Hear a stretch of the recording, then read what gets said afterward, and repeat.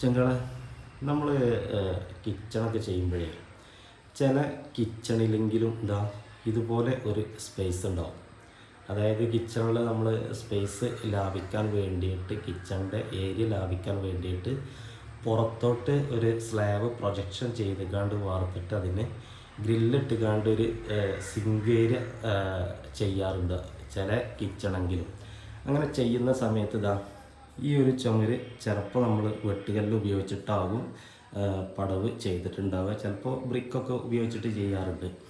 വെട്ടുകല്ല് ബ്രിക്കൊക്കെ വെട്ടുകല്ല് ചെയ്തിട്ട് നമ്മൾ ഈ വാള് ചെയ്യുകയാണെങ്കിൽ സിങ്ക് ഈ ഒരു ഇത്രയും അകലത്തിലാവും നമുക്ക് സിങ്ക് ചെയ്യാൻ കഴിയുക.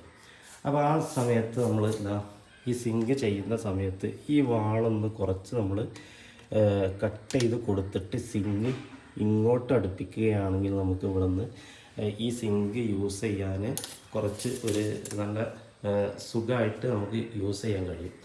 മാത്രമല്ല നമ്മൾ ഈ ഒരു ചുമര് നമ്മൾ ഇവിടെ കുറച്ച് അടിഭാഗം കട്ട് ചെയ്ത് കൊടുത്തിട്ടുണ്ട്.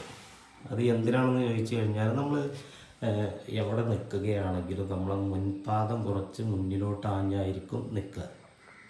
അപ്പോൾ ഈ ഒരു ഏരിയയിൽ നിൽക്കുമ്പോൾ നമ്മളെ വിരൽ ഭാഗം ഉള്ളിലോട്ട് പോകാനും വേണ്ടിയിട്ടാണ് നമ്മളിവിടെ കട്ട് ചെയ്ത് കൊടുത്തിട്ടുള്ളത്.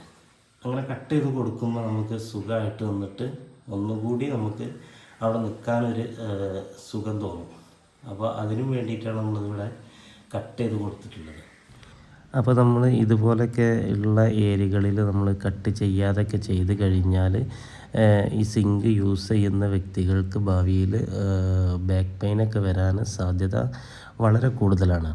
അപ്പോൾ ഇത്തരത്തിലൊക്കെ ഏരിയകളിൽ നമ്മൾ സിങ്ക് വെക്കുന്ന ഏരിയകളിൽ ഈ വാളിൻ്റെയൊക്കെ വെടുത്തൊക്കെ കുറച്ചിട്ട് താഴ്ഭാഗമൊക്കെ കുറച്ച് കട്ട് ചെയ്ത് ഉള്ളിലോട്ടൊക്കെ ആക്കി കൊടുത്താൽ സുഖമായിട്ട് ഈ സിങ്ക് യൂസ് ചെയ്യാൻ സാധിക്കുന്നതായിരിക്കും.